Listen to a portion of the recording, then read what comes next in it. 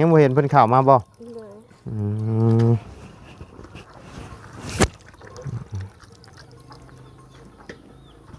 รอบสองยังบ่เห็นพี่น้อง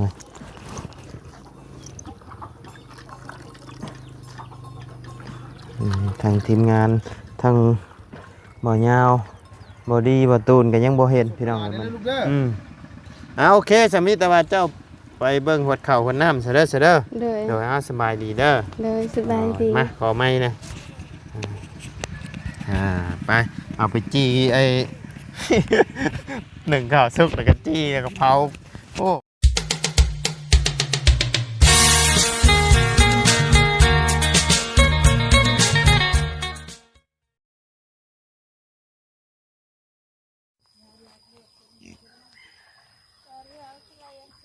เนาะพี่น้องก็เปิดคลิปเปิดภาพมารอบนี้ก็อยู่ทางบ้านน้องพรเพิ่นอีกคือเก่าเนาะพี่น้องพบเจอกันช่วงค่อยคำลงแรงเนาะพี่น้องเลยคือจังหวะเห็นทั้งลุงเฮิมเพิ่นขี่รถเข้ามาแล้วเนาะพี่น้องเข้ามาคือโบเห็นทางบ่ได้ขี่รถจักพี่น้องมาหนึ่งบ่ได้มานำเพิ่นเป็นลุงเฮิมเพิ่นมาพอเดียวไปกินข้าวน้ำกันก็เพิ่นอยู่กินนี่พี่น้องเลยบ่ได้แลนมาก่อนไปซื้อเครื่องอยู่ตลาดตลาดพลานเนาะเป็นตลาดโรงเรียนพี่น้อง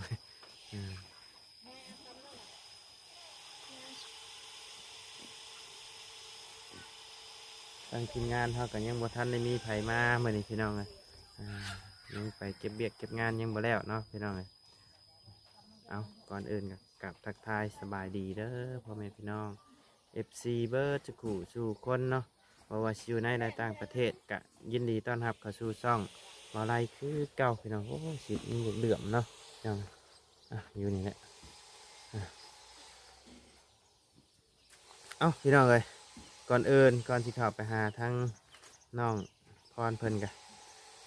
ภาพโทรศัพท์มาไล่อาจสีสั้นๆเลยเด้อเนาะพี่น้องเลยไม่กันสั้นตายแล้วพี่น้องเลยไม่กันสั้นตายเลยใส่ขาตั้งกล้องเอาซื่อๆเนาะคันแม่นเครื่องนี่เนี่ยแห้งนักพี่น้องอยู่อย่างชี่แล้ว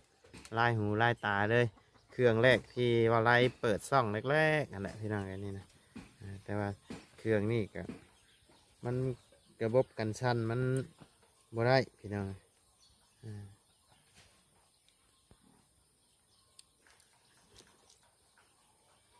ผูกทางน้องพรเพิ่นเฮ็ดจังเด้เนาะ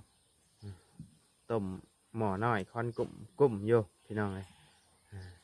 แกงเฮ็ดถาบ่ยาวบ่หรือจังใดเนาะพี่น้องเลยเดี๋ยวเข้าไปหาทางน้องเพิ่นกันเลยเนาะพี่น้องไป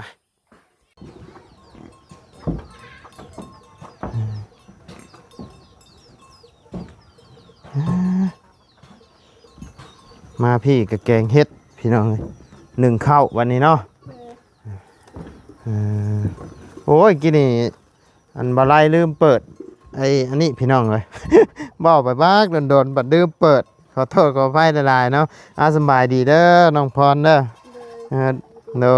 ลืมเปิดเมื่อกี้นี่โอ้ยพี่น้องเลยจนมาเบิ่งบัดยัง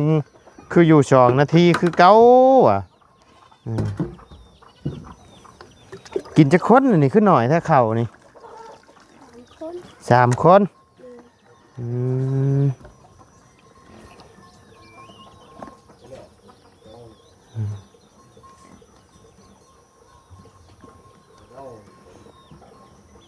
ก็จึงว่าเห็นลุงเฮิมขี่รถเข้ามาบ่เพิ่นออกไปแล้วรอบช่องนี่นะรอบช่องยังบ่เห็นเพิ่นเข้ามาบ่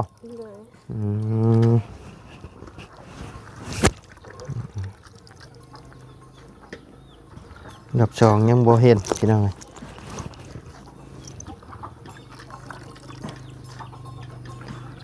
ทางทีมงาน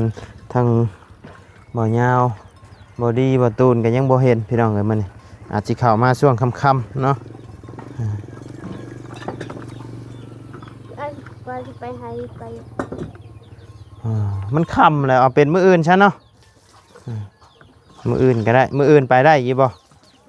ได้เนาะยันทางทีมงานเพิ่นเข้ามาบ่เพาะพี่น้อง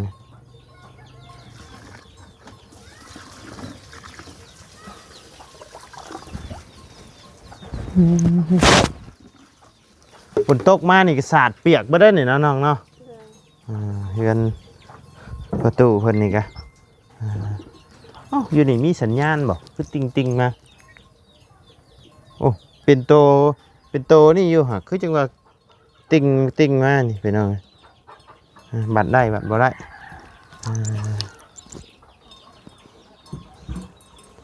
อึ๊บ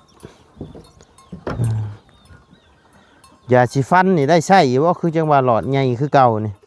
ฮะใช่อยู่ใครอยู่ซะกี่ว่าบ่ได้ใช้โอ้ยข่อยเสียวได้ข่อยอึ๊บ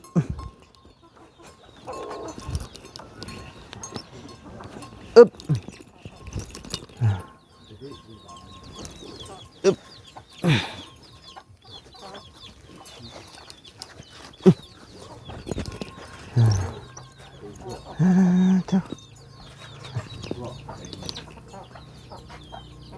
โอ้ก่อยอู้หลานชายอยู่เนาะตู้เนาะบ่ได้ไปให้บ่มื้อนี้บ่ได้ไปโอ้ตู้บ่เคยไปบ่ไปแต่ทั้งแม่ตู้เนาะแม่ตู้เพิ่นไปอยู่คือว่าเมื่อวานนี่ไปเชียร์หญ้าให้บ่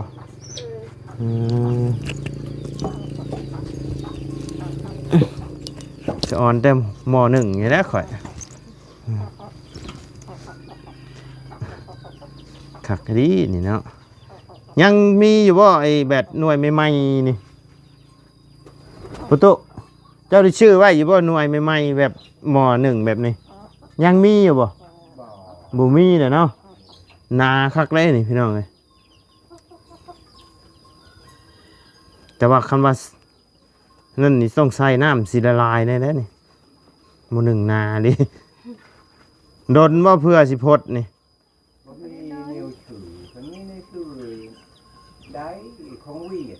ของเบียดบ่นี่นะบ่มีนะชั่วมื้อนี่มีอยู่บ่มีบ่น้องพร เท่าเวียดนามที่นี่ คันเบียดมาเนี่ยมีบ่แบบนี้นะ เวลา บ่มีนวลได้บ่มีคือบ่ค่อยเห็นนะนี่อันนี้ชื่อแต่หึงไปได้ชานี่นะ เพิ่งแม้จะปีกายปีทุน อันนี้นะบ่แม่นบ่แม่นแต่รุ่นข้าวตะกี้พุ่นไปจักหม้อหนึ่งอันนี้นี่ 2 ปี3 ปี หม้อหนึ่งคอยาวนี่บ่ค่อยเห็นนะ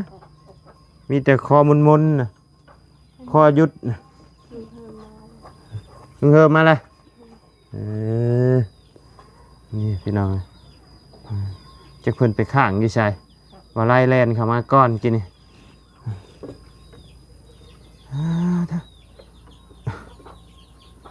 ปวดหัวมื้อนี้ขี่รถจักรมาแข่งแลดป้าพี่น้องเอ้ยลบออกลบเข้าปวดหัวเลยบัดนี้ แดด ยังตู้ไปหาพื้นบ่โอ้พันพื้นอยู่ตุยอยู่เพิ่นกินนี่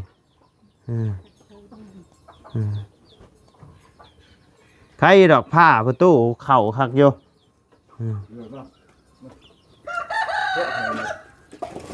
ประตูแล้วมันพลเห็นไหมเมื่อยประตูสบายดีเด้อตู้เด้อโดย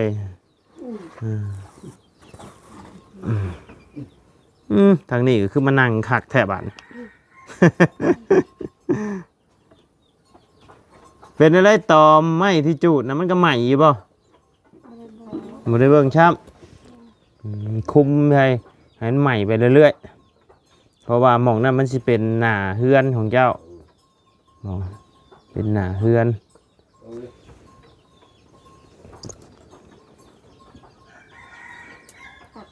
ทางเข้าทางออก เย็นด้อยไว้ คือเงียงใช่บ่หรือว่าสไตล์แนี่นี่บ่ เลย โรยเพิ่นว่าไม่อันบ่คือจังว่าเงียงแท้เนาะตู้เนาะเดี๋ยวเบิ่งคือเงียงฮะอ่า มันบ่หลง อืมใครอยู่ทางนี่อันเวลาอันจุพื้นจุไผก็จุอยู่ในตารางแน่อยู่แถวเหนืออยู่เชโปนนะเพื่อนดังน้อยๆก็จุอยู่เทิงพุ่นน่ะ ยันลบ ย่านแต่ไผใหม่นี่แหละ ทางไหน แป้นกับซับไม้กับผ้าชับไม้ไผบ้านนี่ก็เฮ็ดขี่ไผอยู่เฮือนผู้โอ้ยวะ อยากถูกอยากนะน้อง เหนื่อย อยากและอยาก เหนื่อยประเพณีเพิ่นแนวนั้นบ่หรือจังใดก็บ่ฮู้อะน่าจะเป็นประเพณีหลายกว่าบ่หรือจังใดหรือว่าขี้ข้านลงมายามมื้อคืนยามมื้อเช้าบ่สิประมาณนั้นเสียงพดขึ้นและบัดนี้พดไว้อยู่เนาะ เลย อืม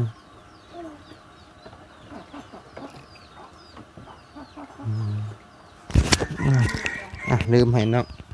เพิ่นนี่ไม่เลยเป็นอะไรสิได้เฮือนสิได้ซานดีใจอยู่บ่เนาะ ดีใจ ดีใจเนาะ เลย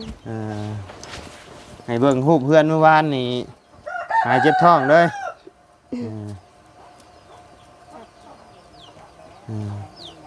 สิได้เฮือนงามๆอยู่เนาะสิบ่ได้พบผ้าพบผลล่ะน้อย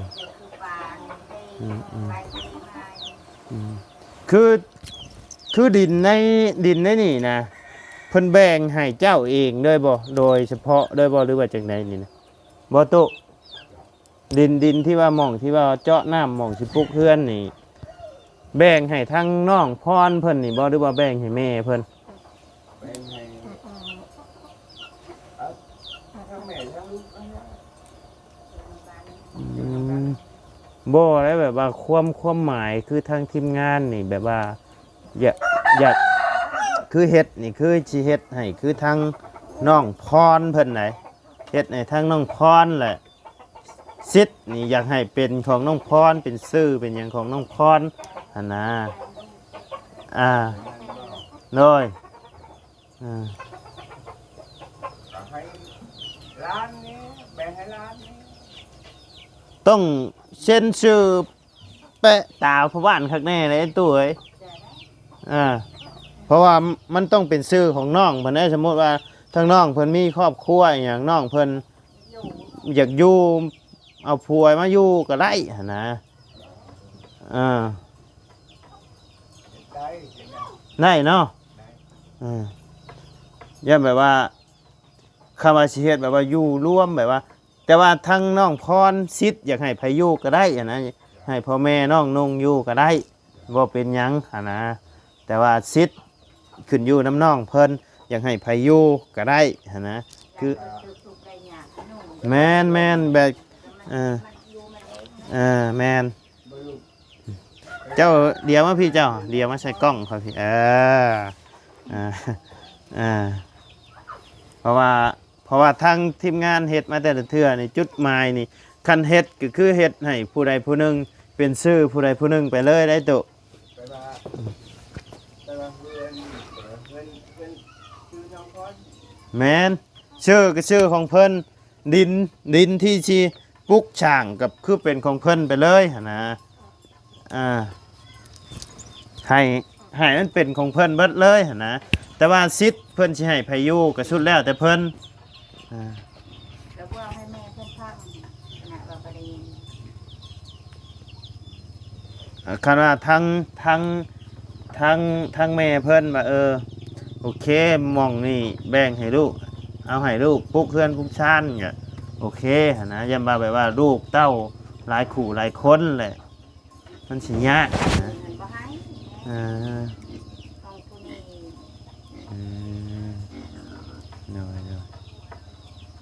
เพราะว่าทางผู้รักผู้ใหญ่เพิ่นที่สิชดช่อยมานี่ก็คือเพิ่นอีโตนสงสารทั้งน้องเพิ่นนี้เนาะแต่ว่าก็ครอบครัวนำหั่นแหละทั้งน้องพรคำแล้วก็น้องลาพรนี่แหละพี่น้อง สองคนเอ่ยน้องนี่น้อง โดยหลักๆก็คือ2คนไอ้น้องนี่แหละที่เพิ่นโดย ได้อยู่วันน้อยถึงจะว่า ใช่วันน้อยนี่ยังบ่มีแม่เพราะว่ายังบ่ทันได้เข้าไปแบบเข้าไปเชิบๆเบิ่งซื่อๆยังบ่ทันได้เบิ่งไปเรื่อยๆนั่นแหละแม่แต่ว่าอยู่ทางเหนือนี่ลูกทีมงานอยู่ลูกเฮ็ดหลายหลังแล้วเลยนับบ่ถ้วนแล้วเป็นเฮือนก่อเฮือนไม้เฮือนหยังหลายโมเมนต์น้อยๆได้เลย ไหลไปตรง เลย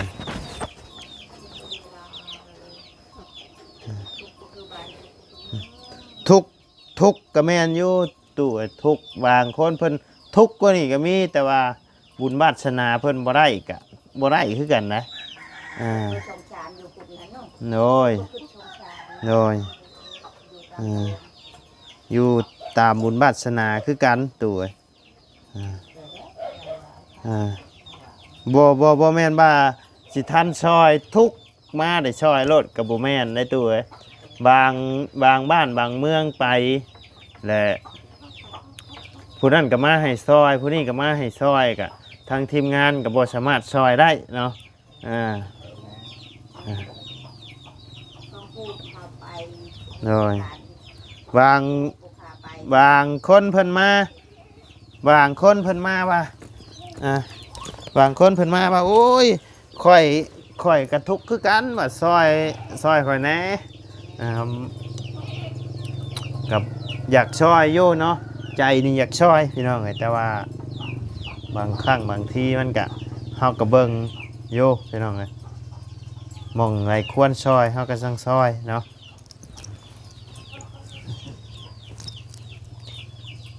อยู่ใช่ก็มีคือกันเบิดที่แบบว่าบ่มีหม่องไหนหรอกที่ว่าทางจุลูกเข้ามาแหละผู้นี้ไล่ผู้ใดผู้หนึ่งสิบ่อิจฉากันนะมันมีเบิดทุกบ้านมีเบิดทุกบ้านคือในนี่ก็มีอยู่บ่แบบว่าคนเบ้าใส่นั่นนี่อิจฉาเพิ่นเบ้ายังหายอยู่บ่เนาะ ก็มีอยู่เนาะเลยเพิ่นว่าเป็นหยังเขาก็บ่มาเขาจะคอยเลยมีนะนี่ทุกคนน้องเลยชุมอ้ายไปนี่ทุกบ้านมีวัดทุกบ้านแล้วเพิ่นว่าแม่เนาะแนวเฮือนผู้สาวเพิ่นซอยนะบ่ได้เกี่ยวกับผู้แจกผู้สาวพี่น้องไงคือเฮือนแต่ละหม่องละบอนเฮาซอยมานี่กะเล็กน้อยบางเทื่อนี่กะเฮาก็ซอยเฮ็ดเฮือนเฮ็ดซ่านให้จนแล้วจนทั่วพี่น้องผู้เฒ่าก็ซอยคือเฮ็ดประตูพอตู้7 ปีเราบ่มีเขียวนี่เราบ่ฮู้บ่จื้อฮอดอายุเจ้าของถามแล้วว่าเรา7 ปีแล้วว่าแต่ว่าเราเฒ่าแขวบ่มีล่ะก็เลยตั้งชื่อให้เพิ่นประตู7 ปีพี่น้องทางประตูเพิ่นก็ได้เฮือนไร่ซ่านเดี๋ยวนี้น้อยซอยเบิดบ่ติว่าหนุ่มว่าเฒ่าบ่ติว่าผู้แสบผู้สาวพี่น้องเอ้ยเฮาเฮ็ดบุญพี่น้องเอ้ยคือทางทีมงานนี่บ่แม่นสายเปิดใจผู้แสบผู้สาวเนาะพี่น้องเอ้ยสิว่าไปหาทายแต่ผู้แสบผู้สาวบ่แม่นพี่น้องเอ้ยบางคนก็ว่ามีเนาะที่ว่าเพิ่นเว้าให้เนาะโดย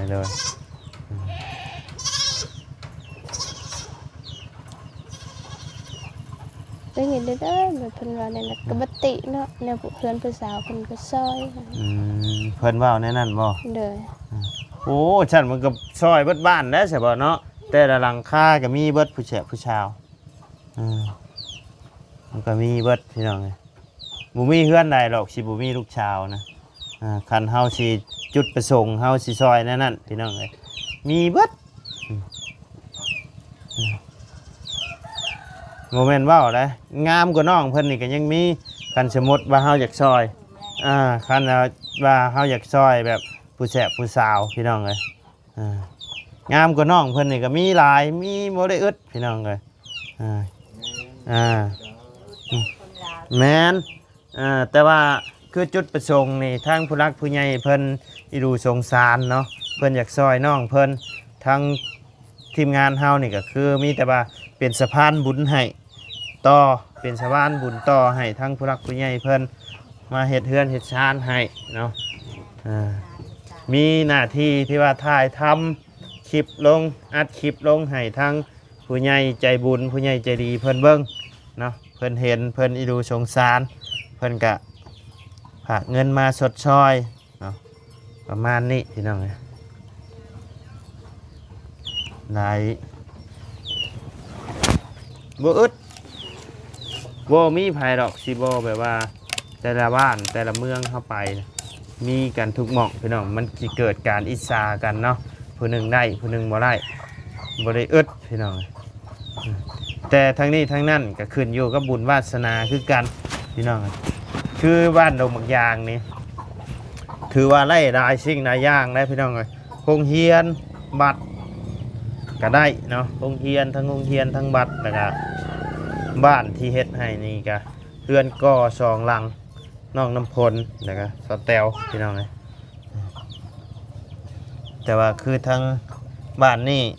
การสิเกิดขึ้นได้ก็มีเฮือนน้องพรเพิ่นนี่แหละพี่น้องเลยกำลังได้ไม้48กับไม้8มาแต่ว่าจุดประสงค์ทั้งผู้รักผู้ใหญ่เพิ่นก็คืออยากเฮ็ดให้ทั้งน้องเด้ออยากให้เป็นชื่อของน้องคือว่าแหละเนาะไอ้พ่อแม่ก็ต้องอยู่น้ำลูกคือเก่าหั่นแหละโดยโดยอันเดินนี่ก็เป็นของแม่เบิดบ่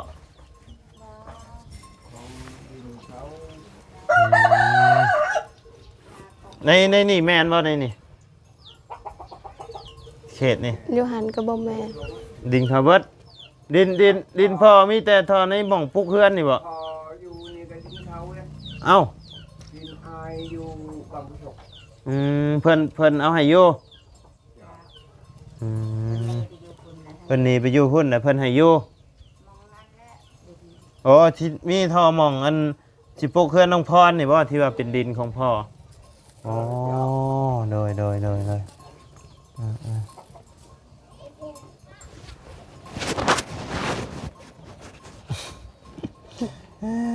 าะ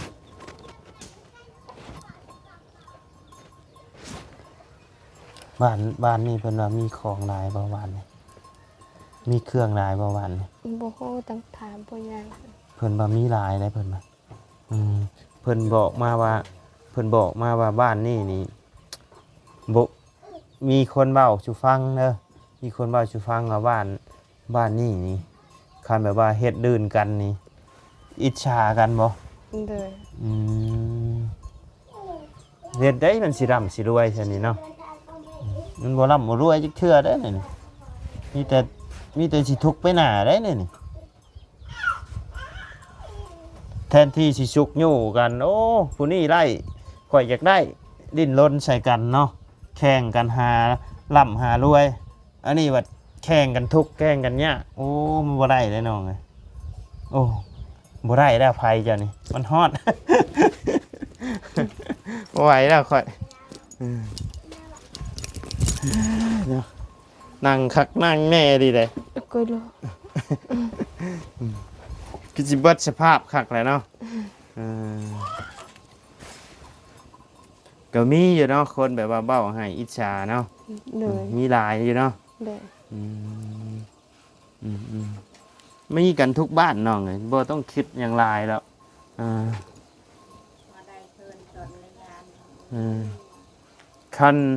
ขนาดนี้เพิ่นยังนั่นแบบตั้งเป็นเฮือนเป็นชานขึ้นมาแห้งสิบ่แม่นง่ายเด้อบ่ต้องคิดอย่างไรเพิ่นก็สิว่าเอ้านั่งอยู่ซื่อๆก็มีคนมาปลุกเฮือนปลุกชานให้แล้วแนวนั้นกันแหละเจอทุกหม่องช่วยไปเจอทุกหม่องด้อยคนพันคนสิมาคิดเสียงเดียวกันบ่ได้ไม่เห็นผู้ใดกับผู้หนึงพี่น้องเลยที่เพิ่นสิอิจฉาเฮาสามว่าสิลายเพื่อนเลยเนาะ ว่าไปว่ามาคือชิมเบิดบ้าน เอาไปเอามาคือสิเบิดบ้านเลย เลย เอออืม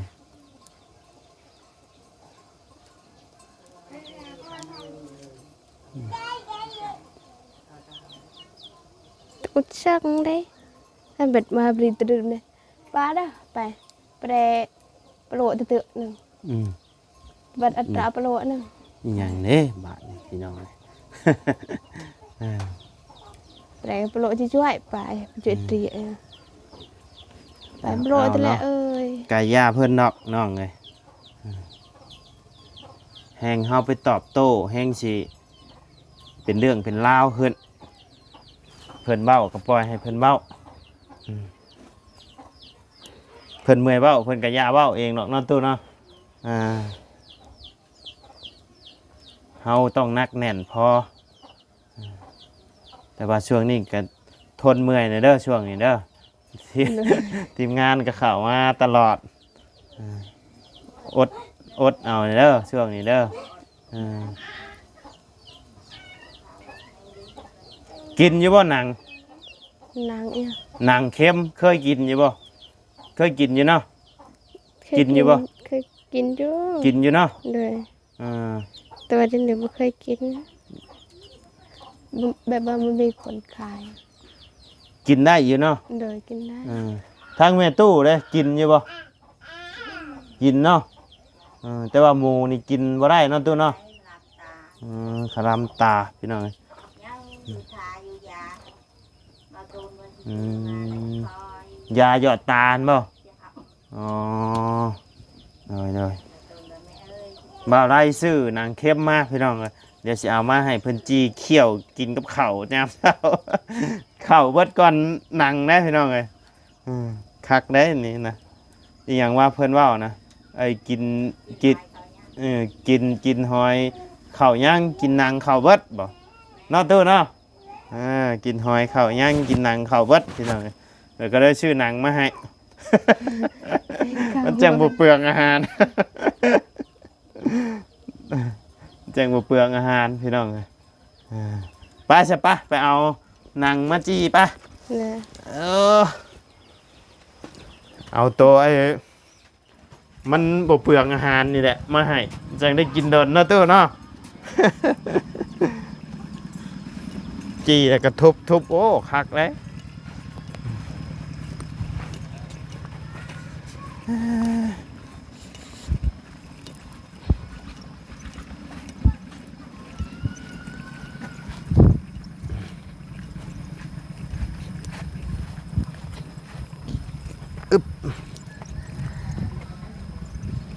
เดี๋ยวมื้ออื่นจังสิให้ทั้งน้องพรเพิ่นพาไปสวนพี่น้อง ไปต้นหนึ่งก็ถัด รถใหญ่ไปได้บ่ ต้นใหญ่มันถีบไปได้แบบ มันแห้งแน่เนาะ โดยผลประตก โอเคมันแห้งเนี่ยไปได้อยู่พี่น้อง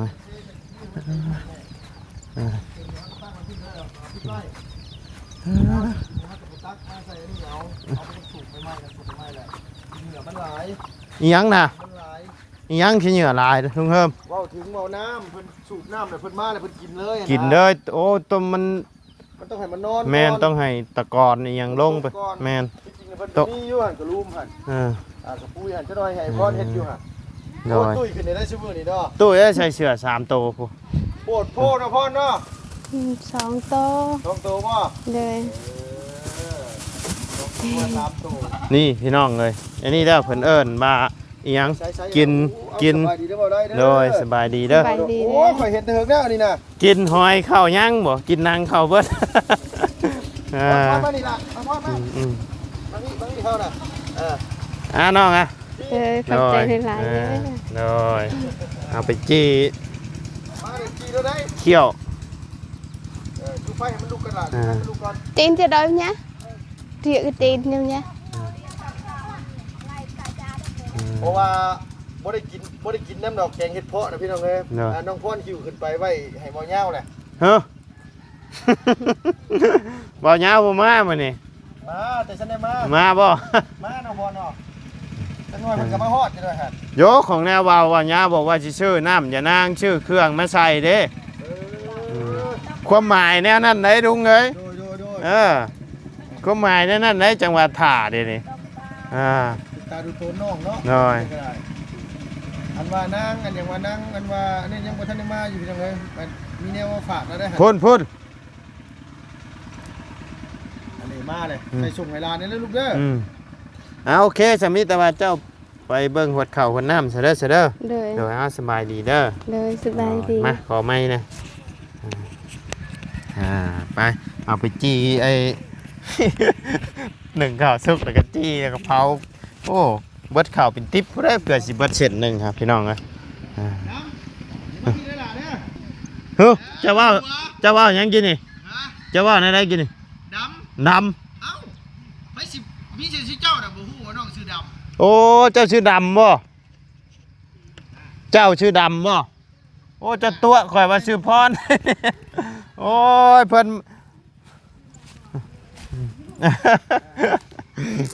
เราชื่อลาพ่ออ้นพี่น้องเอ้ยแต่ว่าคนอื่นน่ะเอิ้นแล้วดำ หน่อย แม่นบ่พ่อน ชื่อเพิ่นชื่อพรนั่นแหละพี่น้องเอ้ยแต่ว่าทางน้องเพิ่นทางน้องคนในเฮือนเบ้าแบบว่าหยอกแซวกันชื่อดำเนาะโอเคสำหรับพ่อแม่พี่น้องสำหรับคลิปนี้ทางบ่ได้ก็สิได้ขอจบคลิปลงไปเพียงสำนี้ก่อนเด้อพี่น้องเด้อขอบุญขอบคุณพ่อแม่พี่น้องและ FC เบิร์ดสุขุสุคนเนาะที่เข้ามาติดตามและรับชมทางช่องบ่ไลเนาะพี่น้องสำหรับคลิปนี้ก็ล่ำลาเด้อพี่น้องเด้อสำบายดีไปพี่น้อง